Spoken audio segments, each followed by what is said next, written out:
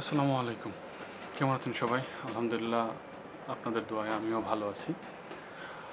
আজকে আপনাদের সাথে এ একটু বিষয় শেয়ার করব। সেটা হচ্ছে এ আজকে পর্তুগালের পার্লামেন্টে একটি বিল পাস হওয়ার কথা ছিল, যেটা ইমিগ্রেশনকে নিয়ে, এবং সেটার মধ্যে মেইন যে টপিক ছিল সেটা ছিল ইমিগ্রেশন, নাগরিকত্ব আবেদন, এবং বিশেষ করে ফ্যামিলি রিইউনিয়ন। এই দুটো ছিল আজকের মূল বা মুখ্য বিষয়, আলোচনার মুখ্য বিষয়। কিন্তু গতকালকের আগের দিন বর্তমান যে সরকারি দল এবং যে বিরোধী দল, এই দুই দলের মধ্যে মনোমালিন্যতা, তো মানে কথা কাটাকাটি হয়।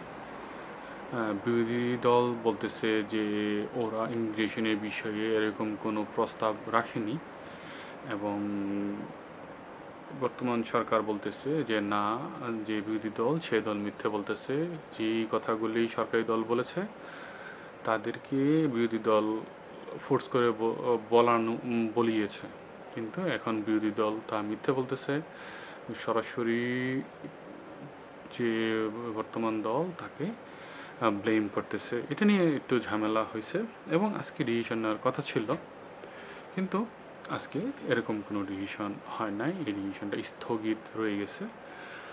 পার্লামেন্টে বিল পাস হওয়ার কথা ছিল, সেই ক্ষেত্রে এই যে একটা ভোট, একটা পক্ষ একটা বিপক্ষ, ইমিগ্রেশনকে নাগরিকত্ব দেওয়ার এবং পরিবার রিউনিয়নের জন্য যে বা পরিবার আনার জন্য যে বিলগুলি দরকার বা যে বিলগুলি করতে চেয়েছিল বর্তমানে বিরোধী দল এবং সরকারি দল মিলে, কিন্তু সেটা এই মুহূর্তে কোনো কিছু করা হচ্ছে না বলে আমরা আজকে জানতে পেরেছি।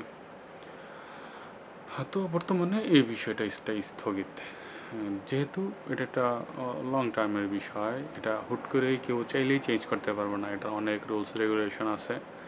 এটা কোনো অনুন্নত দেশ না যে যেটা চাইলো হুট করে একজন একটা কথা বললো, সে সেটা বাস্তবায়ন করে নিল।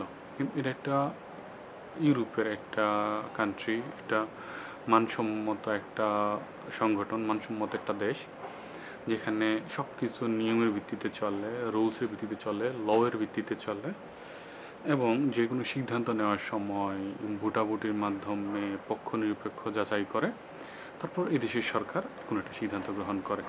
সেই কারণে হুট করে হলফ করে কোনো সিদ্ধান্ত এই সব দেশে নেওয়া সম্ভব না। এটাই আজকে কোর্টের মাধ্যমে আমরা প্রমাণ পেলাম।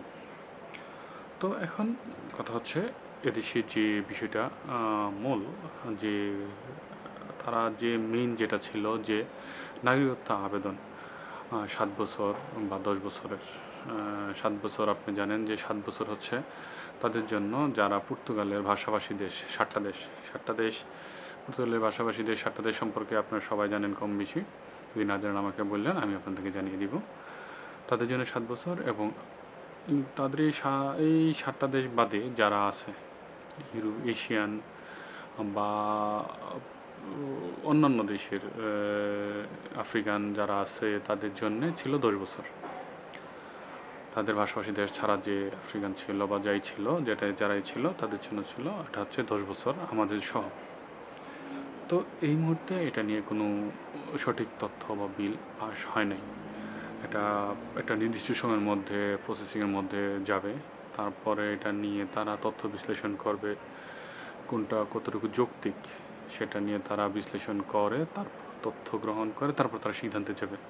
যেটা আমরা আশা করছিলাম যে একটা উন্নত দেশে হুট করে কোনো দলের কথায়, কোনো দলের পক্ষ নিয়ে এদেশের আইন চেঞ্জ হুট করে হতে পারে না। চেঞ্জ হতে হলে একটা নির্দিষ্ট সময়রেখার মধ্যে যাবে, একটা নির্দিষ্ট বিচার বিশ্লেষণের মাধ্যমে গিয়ে তারপর চেঞ্জ হবে। ওদের দেশ যে কোনো আইন ওনারা প্রণয়ন করতে পারে।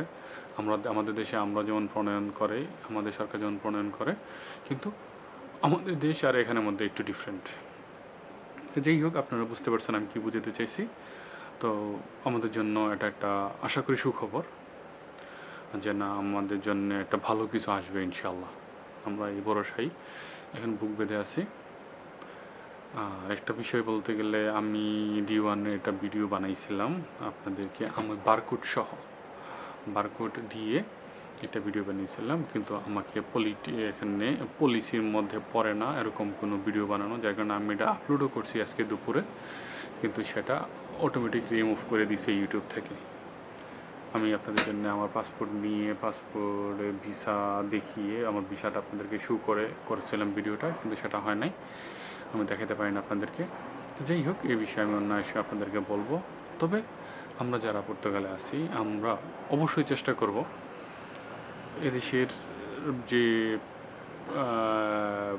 নিয়ম নীতি আছে তা মেনে চলার, এবং এদেশের যে কালচারাল অনুষ্ঠান আছে, যে কালচার আছে, আমাদের নিজস্ব কালচার আমাদের দেশে আমরা এখানে এসেও পালন করার সুযোগ পাচ্ছি।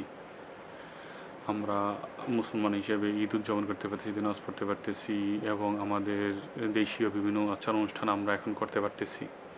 কিন্তু আমাদেরও দরকার তাদের যে আঞ্চলিক যে অনুষ্ঠান আছে, আঞ্চলিক যে ইভেন্টগুলি আছে, এখানে এটাকে ফেস্তা বলা হয়, এই ফেস্তাগুলিতে অ্যাটেন্ড করার চেষ্টা করা, জানা শোনা বোঝা এবং তাদেরকে আমরা রেসপেক্ট করা, এটা আমাদের জন্য অবশ্যই করণীয়। যেহেতু আমরা এখানে থাকবো, এখানে কাজ করব, এখানে মানুষের সাথে আমাদেরকে মিলেমিশে চলতে হবে। আমাদের এশিয়ানদের প্রতি যে একটা মনোভাব ইউরোপে বর্তমান, শুধু পর্তুগাল নয়, পুরো ইউরোপে যে একটা মনোভাব তৈরি হয়েছে, এটা কিন্তু একদিনে তৈরি হয়নি। আবার হুট করে একদিনই আপনি ওদের এই নেগেটিভ মনোভাব থেকে পজিটিভে আনতে পারবেন না। আমরা আস্তে আস্তে চেষ্টা করে যাব, আমাদের নিজেদের পরিবর্তনের মাধ্যমে আমরা অন্যকে পরিবর্তন করব। আমাদের চিন্তা ভাবনা হতে হবে এমন, আমি নিজে ভালো আমার দুনিয়া ভালো, আমি নিজে খারাপ আমার দুনিয়া খারাপ, আমরা এমন বিশ্বাসে এগিয়ে যাব। তো আজকে আমি আপনাদের শুধু এই বিষয়টিকে বললাম, আজকে যে তথ্যটা আমরা পেয়েছি সেটা আপনাদেরকে জানালাম। আপনার যদি কোনো কিছু বলার থাকে অবশ্যই আপনার কমেন্টে বলবেন, জানবেন বা জানাবেন। আমরা চেষ্টা করব আপনাদেরকে আপনাদের যে বিষয়গুলি খুবই ইম্পর্ট্যান্ট, যেটা জানা দরকার সেটা আপনাদেরকে তুলে ধরার।